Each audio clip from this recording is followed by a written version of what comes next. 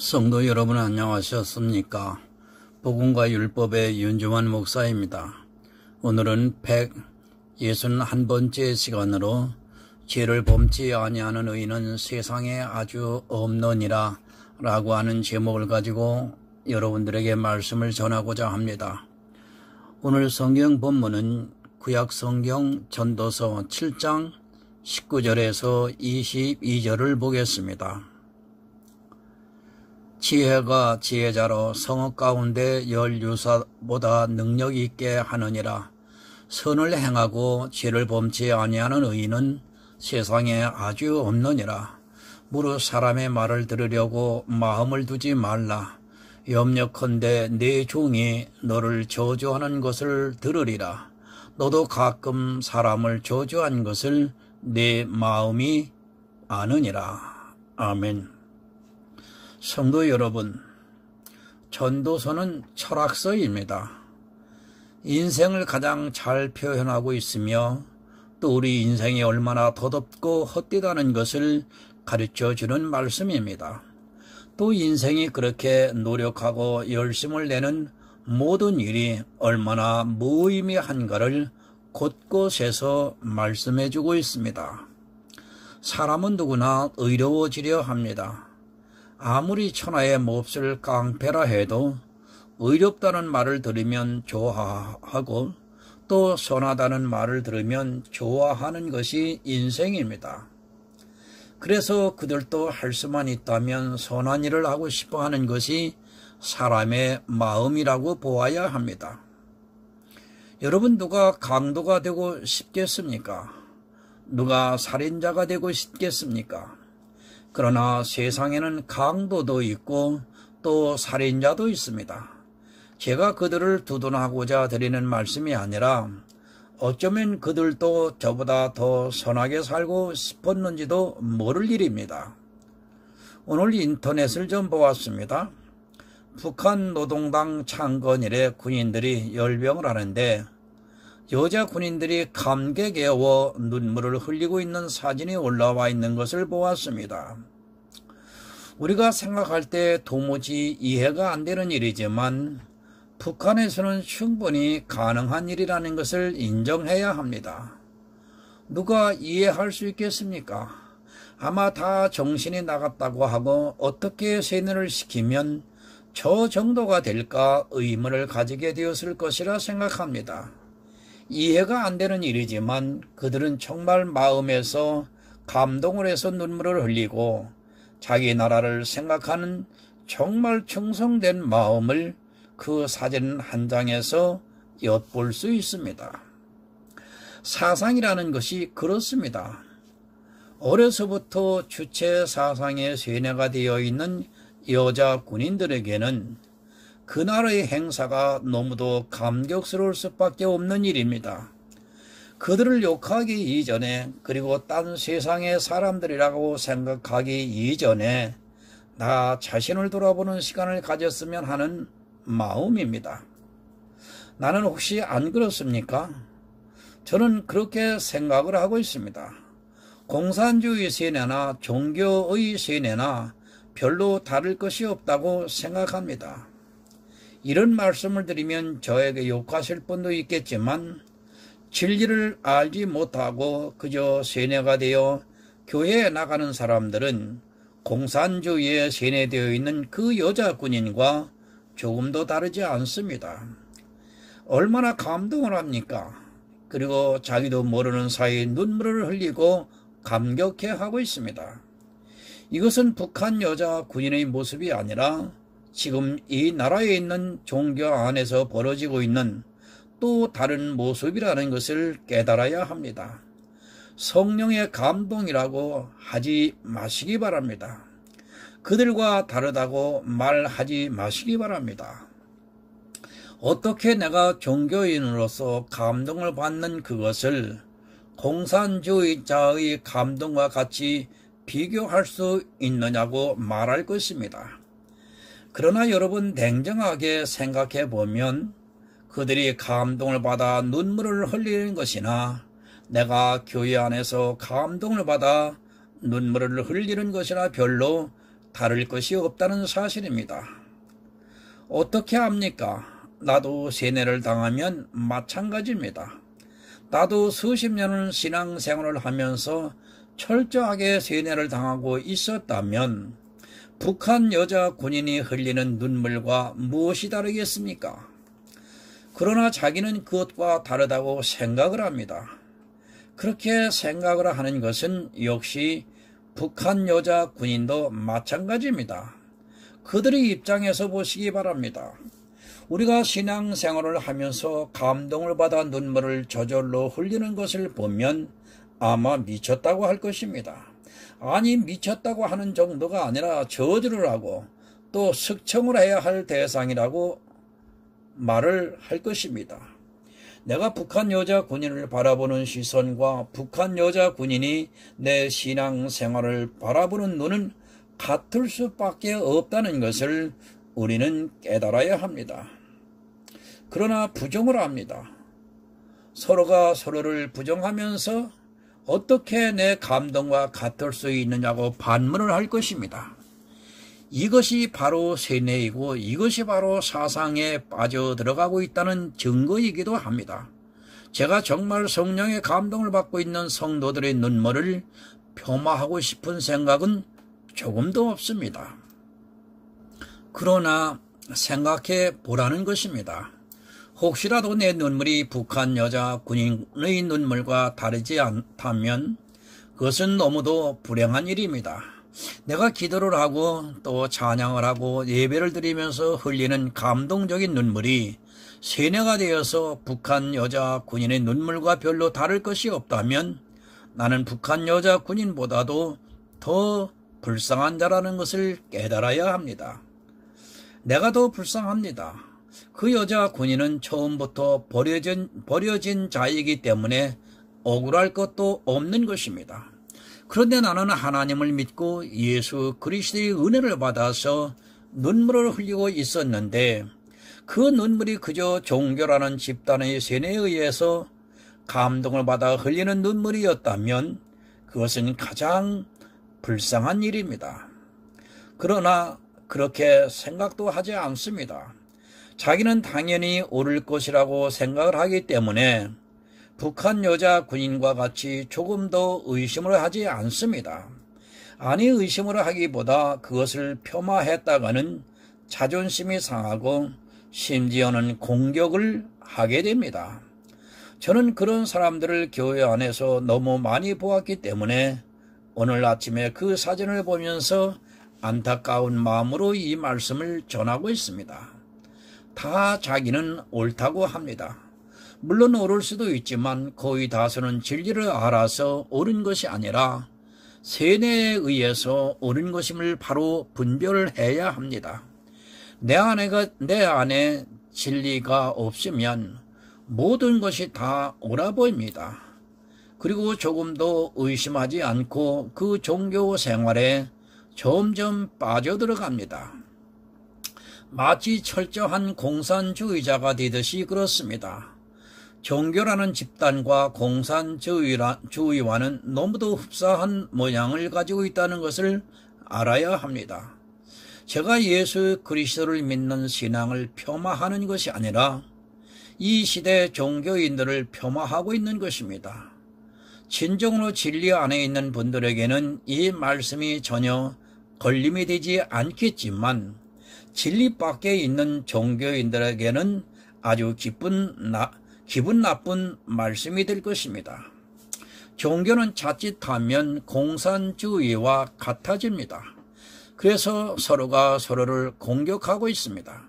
마르크스 종교는 아편이라고 한 것과 같이 또 종교인들은 공산주의를 아주 싫어합니다. 그 이유는 아주 유사한 방법으로 세뇌를 시키면서 서로가 독점을 하고 싶어하는 그런 마음이 있기 때문입니다. 둘이 같이 세뇌 당할 수는 없습니다. 하나는 세뇌시키면 반드시 또 다르게 세뇌시키는 집단을 공격해서 그것이 잘못되었다는 것을 가르쳐야 합니다. 그 형태가 너무도 흡사하기 때문에 혹시라도 여러분이 공산주의에 세뇌를 당하는 것 같이 종교라고 하는 거대한 집단에 세뇌당하고 있지는 않으니까 분별하시라는 말씀을 저는 드리고 싶습니다. 사상이라는 것은 그렇습니다. 성경에서 가장 사상이 깊은 말씀이 바로 전도서입니다. 종교라는 집단에서 세뇌를 시키는 데 있어 가장 방해가 되는 말씀이 바로 이 전도서라는 것을 깨달아야 합니다.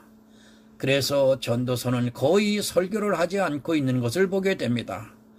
전도서를 설교하게 되면 세뇌를 시키는 데 있어 이중적인 잣대가 되기 때문에 가능한 전도서를 전하지 않고 있습니다. 처음부터 뭐라고 말씀을 합니까? 헛되고 헛되니 모든 것이 헛되도다. 해 아래서 수고하는 모든 수고가 다 헛되도다 라고 말씀을 하고 있습니다. 자기가 하는 신앙생활이 헛되지 않다고 하는데 전도서는 해 아래서 하는 그 신앙생활까지도 헛되도다라고 말씀을 하고 있습니다. 율법주의자들에게는 아주 싫은 말씀입니다. 그러다 보니까 교회 안에서 신앙생활을 하는 것이 안 헛되고 교회 밖에서 하는 모든 것이 다 헛되다고 이상하게 가르치고 있습니다. 그러나 성경은 분명히 해 아래서 하는 모든 수고가 다 헛되다고 말씀을 하고 있습니다. 내가 하는 신앙생활도 해 아래서 하는 수고라는 것을 여러분은 깨달아야 합니다. 헛되지 말아야 열심을 내게 할 수 있는데 해 아래서 하는 모든 수고가 헛되다고 하면 열심을 안 내고 그러면 손해를 보기 때문에 말을 살짝 돌려서 가르치고 있는 것을 보게 됩니다. 해 아래서 하는 수고입니다. 그것은 내가 세상에 있을 때나 교회 안에 있을 때나 잠을 잘 때나 모든 것이 다 헛되다는 것을 가르쳐주는 말씀입니다. 여러분 전도서를 많이 보시기 바랍니다. 그래야 율법주의에 안 빠질 수 있습니다. 하기는 보아도 눈이 가려버리면 해 아래서 하는 수고가 교회는 해 바뀐 것으로 해석이 되니까 더 이상 할 말이 없습니다. 전도서는 심오한 철학을 가르쳐주고 있고 그런 말씀을 바로 알지 못하면 모두가 다 율법주의자가 되고 맙니다. 본문 19절을 보겠습니다. 지혜가 지혜자로 성읍 가운데 열 유사보다 더 능력이 있게 하느니라. 지혜가 있어야 합니다.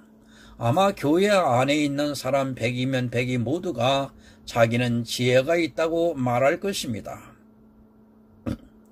이스라엘이 선민으로 성경을 보면서 살았지만 그들이 지혜를 얻지 못했기 때문에 솔로몬을 통해 하나님께서 지혜를 얻는 것이 얼마나 귀한가를 가르쳐주고 있습니다. 여러분, 안 무너진 성읍이 있습니까? 세상의 모든 성읍은 다 무너지고 말았습니다. 지금 마천루를 세우고 있는 현대 도시도 언제 또 어떻게 무너지고 새로운 문명의 꽃을 피울지 아무도 모릅니다. 이렇게 보이는 성읍은 모두가 무너졌다는 것을 과거를 통해서 우리는 익히 알고 있습니다. 지혜가 지혜자로 성읍 가운데 열 유사보다 능력이 있게 합니다. 열 유사가 지키는 성읍도 언젠가는 다 무너지고 말지만 지혜는 그 영혼들을 영원히 보존을 합니다. 지혜는 능력이 있습니다. 열 유사가 지키는 성읍보다도 더 안전하게 내 영혼을 보존할 수 있는 것이 바로 지혜입니다. 그러나 사람들은 이 지혜를 얻으려 하기보다는 해 아래에서 수고하는 헛된 행위에 집착을 하고 빠져들어가고 있는 것을 보게 됩니다. 지혜에 대해서 제가 무슨 말을 더 해야 합니까? 지혜는 생명나무라 했습니다. 지혜를 얻는 자는 모든 것을 다 얻은 자이고 또 영원한 생명을 얻은 자입니다. 그러나 이 지혜를 너무 쉽게 생각을 하고 있고 지혜를 얻지도 못한 자들이 마치 자기가 하는 행동을 보면서 지혜를 얻은 것으로 착각을 합니다. 지혜는 여러분 행위가 아닙니다. 그것이 어떤 행위로 나타난 것이 아니라는 것을 바로 깨달아야 합니다. 그런데도 교회 안에 있는 다수는 자기들의 행위를 보면서 마치 지혜가 있는 것으로 오해를 하고 있고 그 행위의 열유서를 보면서 지혜가 있다고 생각을 합니다. 지혜는 내가 얻을 수 있는 것이 아닙니다. 잠언서 3장 18절을 보면 지혜는 그 얻은 자에게 생명나무라 지혜를 가진 자는 복되도다. 아멘. 지혜는 그 얻은 자에게 생명나무라고 말씀을 합니다. 지혜는 내가 노력으로 해서 찾아갈 수 있는 것이 아니라 얻는 것이라고 분명하게 말씀을 하고 있습니다. 지혜는 얻어야 하는 것이지 내가 노력해서 찾을 수 있는 것이 아닙니다. 세상의 지혜는 깨달음입니다. 그러나 하나님의 지혜는 도무지 깨달을 수 없기 때문에 반드시 얻어야 합니다. 그 지혜를 얻기 위해서 우리는 성경을 보고 마치 원한이 있는 과부와 같이 간절히 구해야 합니다. 그렇게 지혜를 구하는 자에게 하나님께서는 후히 주시겠다고 말씀을 하고 있습니다. 그래서 얻는 것입니다. 성경을 수백 독을 해도 지혜를 얻지 못할 수 있습니다. 그것은 지혜를 가진 자가 반드시 주어야 얻을 수 있는 것이지 내가 수백 독을 하면서 찾으려 해서는 안 되는 것입니다. 그러나 이 시대는 그 지혜를 자기들이 성경 공부를 하면서 찾아가려 하고 있습니다. 그렇게 성경 공부를 해서 얻을 수 있는 것이 아니라 오직 은혜를 입은 자에게 하나님께서 지혜를 주시고 있습니다. 제가 성경 공부를 하지 말라는 말씀이 아닙니다. 아무리 훌륭한 교사가 있다 해도 하나님께서 허락하시지 않는다면 그는 지혜를 얻을 수 없습니다. 사도 바울이 수많은 사람들에게 복음을 전했지만 오히려 사도 바울을 공격하는 사람들도 있었다는 것을 우리는 알아야 합니다. 지혜를 얻기 사모하는 자에게 반드시 주십니다. 그러나 사람들은 지혜를 얻으려 하기보다는 자기들의 행위를 어떻게 하면 잘할 수 있을까 공부를 하고 있고 또 그렇게 하는 것이 지혜 있는 자의 모습이라고 오해를 하고 있습니다. 열유사도 못 지키는 그 성읍을 지혜자는 지킬 수 있습니다. 하나님께서 지혜를 주시는 그는 그 영혼을 보존할 수 있다는 말씀입니다. 지혜가 그렇게 해주고 있다는 말씀입니다. 본문 20절을 보겠습니다. 선을 행하고 죄를 범치 아니하는 의인은 세상에 아주 없느니라. 여러분, 지혜의 기초입니다. 선을 행하고 죄를 범치 아니하는 의인은 세상에 아주 없다는 것이 바로 지혜의 기본입니다. 지혜가 있는 사람은 선을 행하고 죄를 범치 아니하는 의인이 세상에 아주 없다는 것을 압니다. 선을 행할 수도 없고 죄를 안 질 수도 없다는 말씀입니다. 그러나 미련한 자는 모릅니다. 선을 행할 수도 있고 죄를 안 질 수도 있다고 생각을 합니다. 왜 그렇게 생각을 하느냐 하면 자기가 지키고 있는 율법을 보면서 선을 행하는 것으로 오해를 하고 또 세상 사람들과 비교를 하면서 자기가 죄를 안 질 수 있다고 오해를 하고 있습니다. 여러분, 선을 행할 수 있습니까? 착각하지 마시기 바랍니다. 그렇게 말하는 자는 지혜가 없는 자입니다. 이 세상 모든 사람은 죄인입니다. 죄인이 선을 행할 수 있다는 자체가 이율배반적이라는 것을 알아야 합니다. 죄인은 선을 행할 수 없다는 것을 먼저 깨달아야 하는데 자기가 지키고 있는 율법의 의를 보면서 선을 행하는 것으로 오해를 합니다.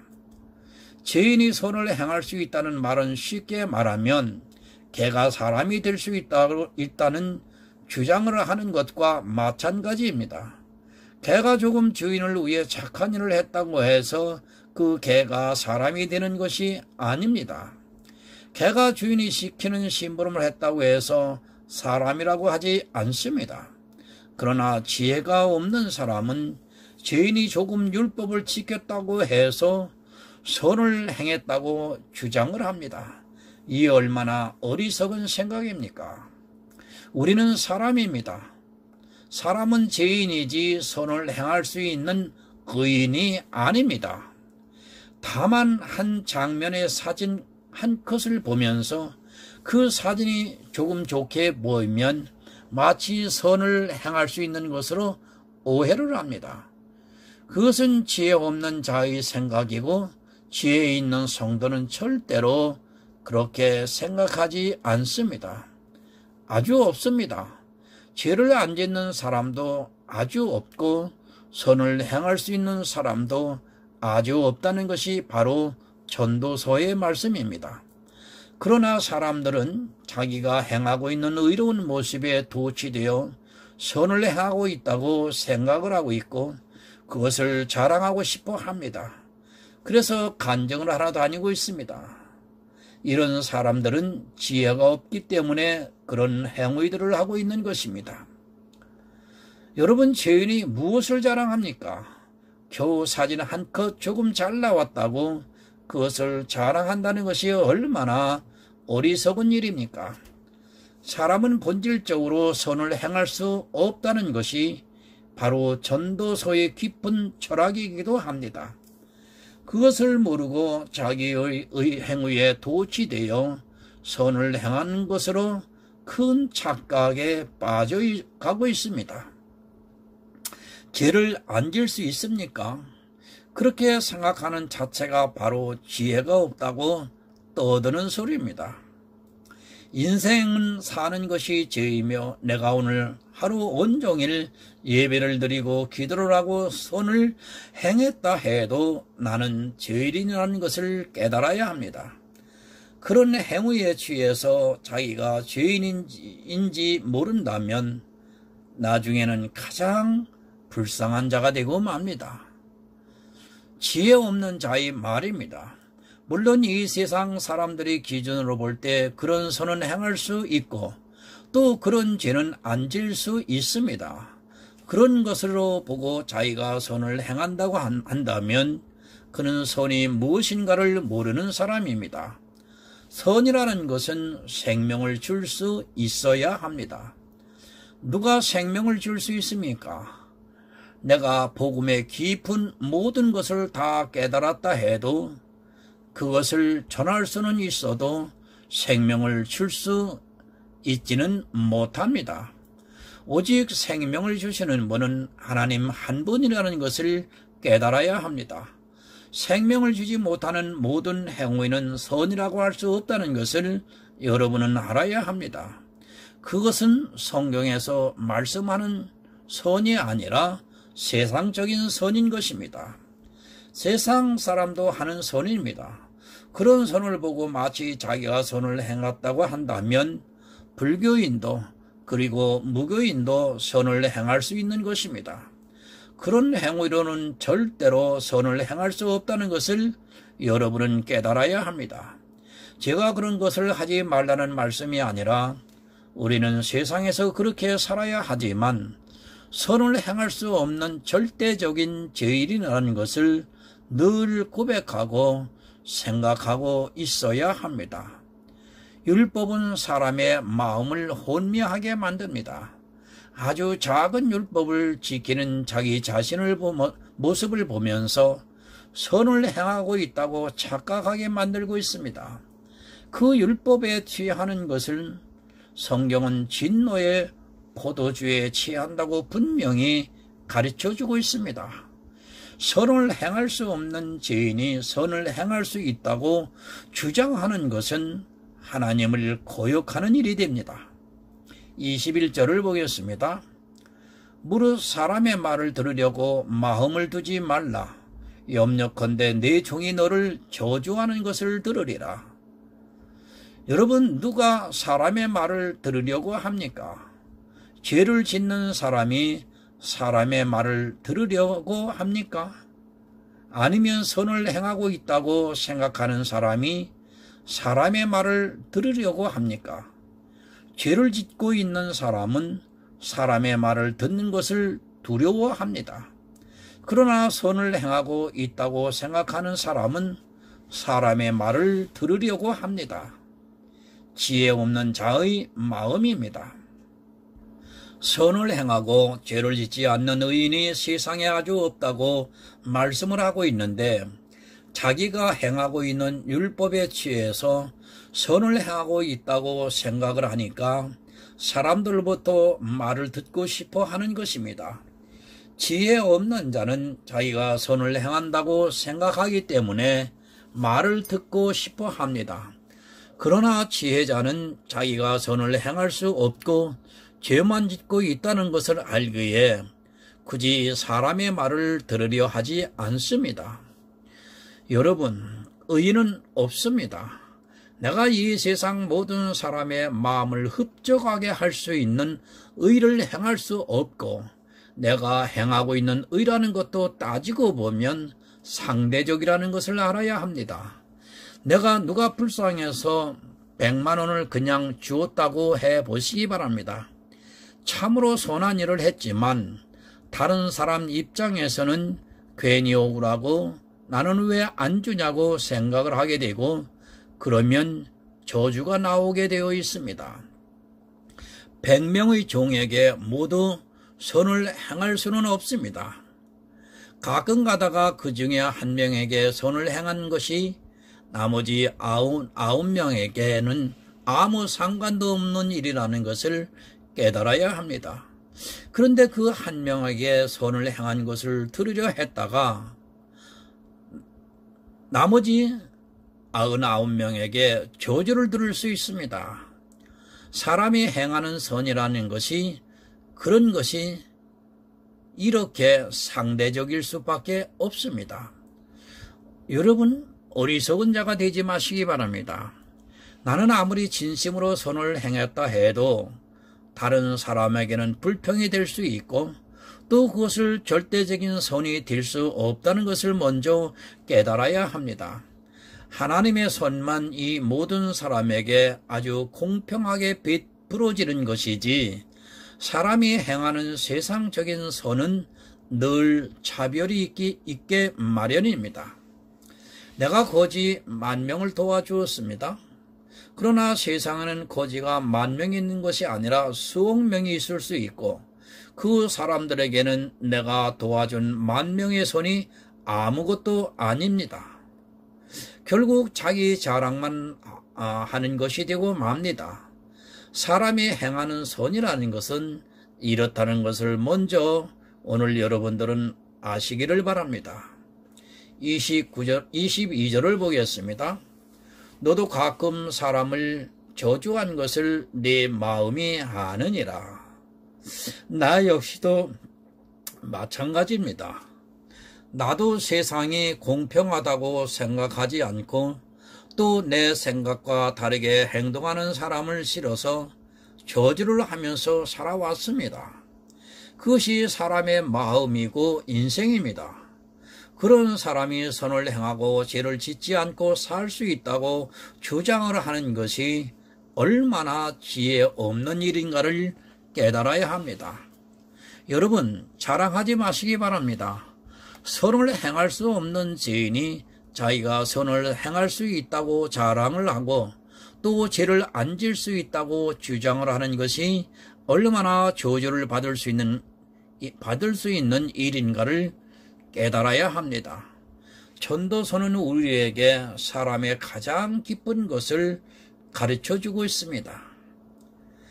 여러분, 나를 알아야 합니다.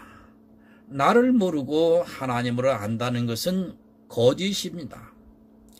전도서는 우리에게 내가 누구인가를 아주 잘 가르쳐주고 있고 그것을 얻는 자를 지혜자라고 말씀해주고 있습니다. 이 지혜를 얻는 자는 생명나무를 얻는 자입니다. 하나님의 지혜를 얻고 영원한 생명을 얻을 수 있는 은혜에 참여한 지혜로운 성도가 되시기를 오늘 예수 그리스도 이름으로 여러분들에게 부탁을 드립니다. 기도하겠습니다.